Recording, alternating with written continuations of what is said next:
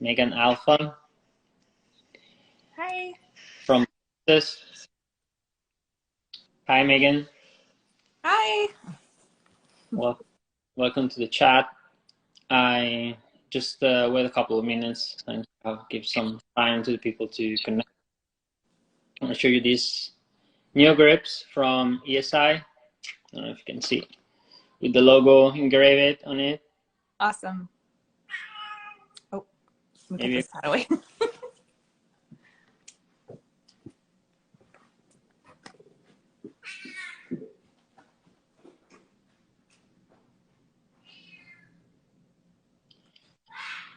All right. We are waiting for Megan to, I guess, feed in the cat or something. Sorry. Yes. All right. Congratulations on your achievement. Megan is the 2022 CAT1 state champion in Texas and cross country. So let's chat a little bit about the series, the Chimbra series in Texas, how the cycling movement grow in Texas as well. And have a few questions for you.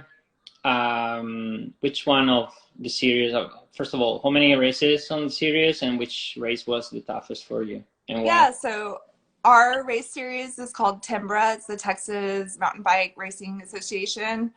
And we had a total of 8 races for the spring series. It started in March, in February. So I think our series started a little bit earlier than most. And that's probably because of the weather picking up. And so to qualify, you had to, it was the best, or the top 6 out of 8 races on a point system. And you had to attend at least 4 races to qualify for placement as well. So I was able to go to 7 of the 8 races. And we also, for the Timbra series, had something called pay dirt. And so that's where we do trail work and kind of help support our local trails and, keeping them nice. And so we also got point system or points for that went towards the races. So I don't think that's something that a lot of other places do, but I think it's a really great thing for our community to have that series or that pay dirt.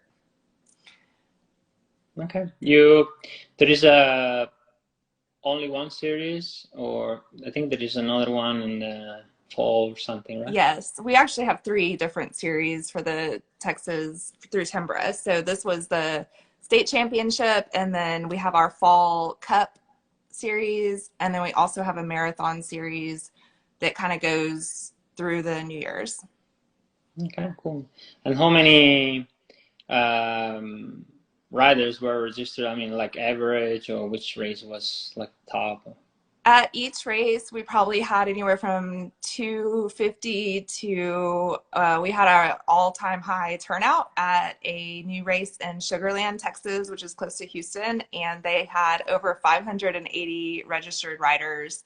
So that was the top ever Timbra turnout. So that was pretty amazing, and that trail was a lot of fun. Awesome, awesome. But going more into the technical part, which kind of preparation or training you did any specific for the series, or just like regular training that you normally do during the season? So I concentrated more this season on focusing on rides that were going to be equal to the races. So my race category was it's time based. So it's anywhere from it was anywhere from 14 to about 20 miles, about an hour and a half to 2.5 hours on the bike. So I really concentrated on training rides that were close to that. And yeah, so I kind of just wanted to mimic, what I was going to be doing out there and during those races. Okay. And as far as food, which kind of hydration, I think I think I saw you wearing some kind of hydration pack, backpack, and Yeah. So I recently added an Usway hydration bag into my races, and there's been a lot of races that I felt like it would really benefit from not having to grab a bottle, and the Usway bags have really come into handy for that. And so I typically put some form of electrolytes in that bag. And I've varied brands from electrolytes, trying to kind of find a good fit for me right now. But I really have liked having that hydration pack. So, and as far as nutrition goes, I, I've been concentrating more on macros probably halfway through the season, and I saw a huge benefit of um, working on, maintaining my macros too. Sure. I mean, I bet I'm not very familiar, but I bet in Texas the weather in spring is kind of a lot of up and down. So I guess the weather has been a huge factor on those races. So Yes. Yeah, we had some different temperatures for sure. So the first few races starting in February, I think there was one race when I went out, it was 23 degrees. And then another race, it was 106. So you're definitely all over the place as far as the temperature goes. And the thing here too is we have a lot of wind, and so the wind really is another thing to think about. So the 23 degrees was a rough ride, and the 106, there was a race in late March that I probably had a little bit of heat exhaustion because it hadn't been hot, and then all of a sudden it was really warm out, and I guess I wasn't as prepped as I thought, and so I definitely had some heat exhaustion, and very thankful to some of the other riders when I finished helping me out and getting some water and cooling me down. wow, I imagine. I only been to the last one, and it's very hot. Yes, yeah. I think we had a little more heat or a little acclimation going into that one, so that was nice. But yeah, it was warm. And then that particular one that I got heat exhaustion, it was quite a bit of elevation, very technical course that was in Waco, Texas, at a called Cameron Park. Okay. Yeah, there is not much elevation, right, in Texas, No. or to some others. Yeah. Yeah, but it's more technical than some of the other courses too. So you're really having to use a lot of skills and rock gardens and punchy stuff, and there's a lot other parts to it. Okay, I can imagine. Like I said, I just been to the last race of the series, and it was definitely a great event. A lot of fun, a lot of people, pretty Yeah, interesting. with all the cattle and longhorns around us, that event is a lot of fun to. It's a great place to see. Bowling. And so, CAT1 state champion.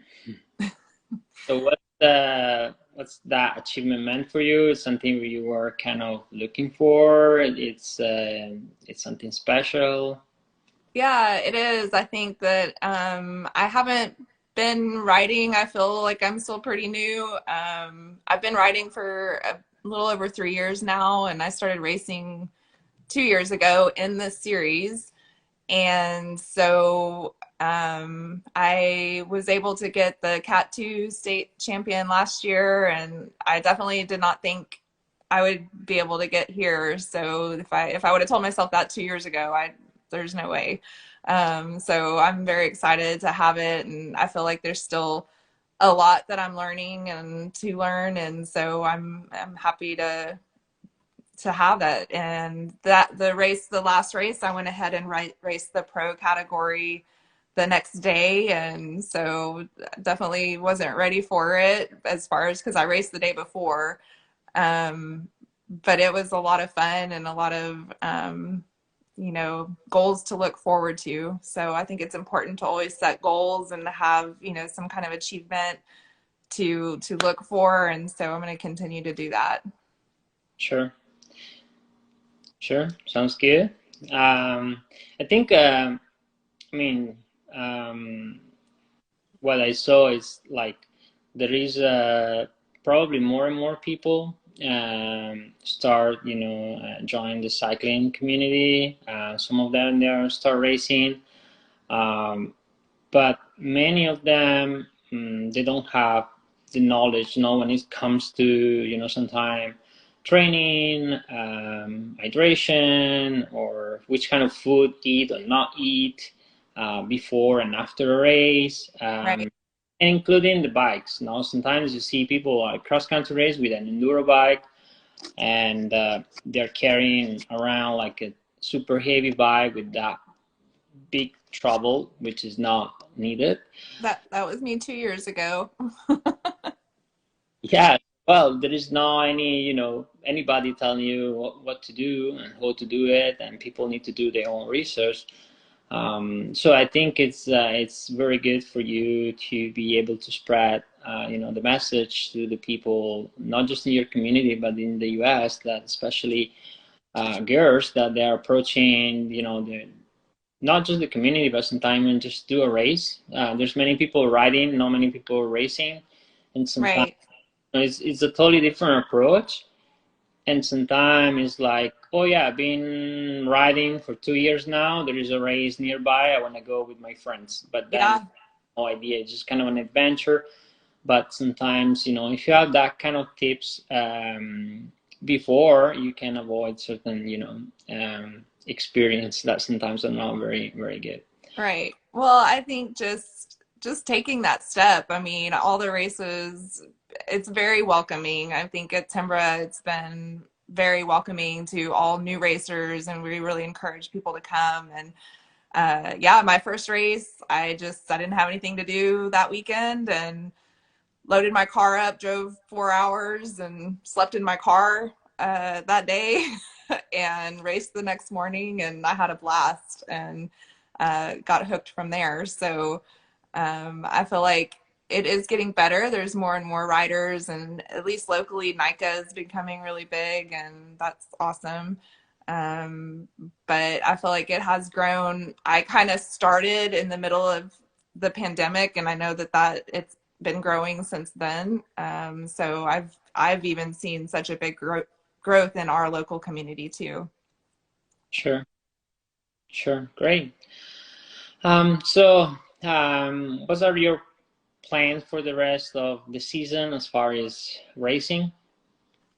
So, been talking more about maybe adding some more marathon type races in, getting some more miles on the bike, and that's kind of in my head right now. And then looking at some more races across the nation and kind of seeing what else is out there. I feel like, that's one thing, is hard to find races. And so I really want to know what else is out there. I feel like I've always been asking that since I've been riding, is, what other events are there to go see and experience? Because that's ultimately what I love, is going to these different events and getting to see different riders and experiencing just different things. So, yeah, but I think thinking about more marathon kind of stuff and going from there. But Sure. Yeah, there is no like a standard calendar of racing in the country, in the US, and I think it's very bad because yeah, you need to really make your research, and sometimes there's some races that kind of playing kind of hide and seek, kind right, of hard to find it, and you have very little information. Sometimes they have social media, but they don't have websites. Sometimes the opposite. So yeah, but for sure there is tons of races out there. It's just about make a space on the calendar and put them. right. Right. Um, then probably see you in some big race around the country and in the future. All right. Thanks for your Awesome. once Thank again. you so much. Congratulations on your achievement, and see you soon. Thanks. Thanks. Bye. Bye, guys. Thanks for watching.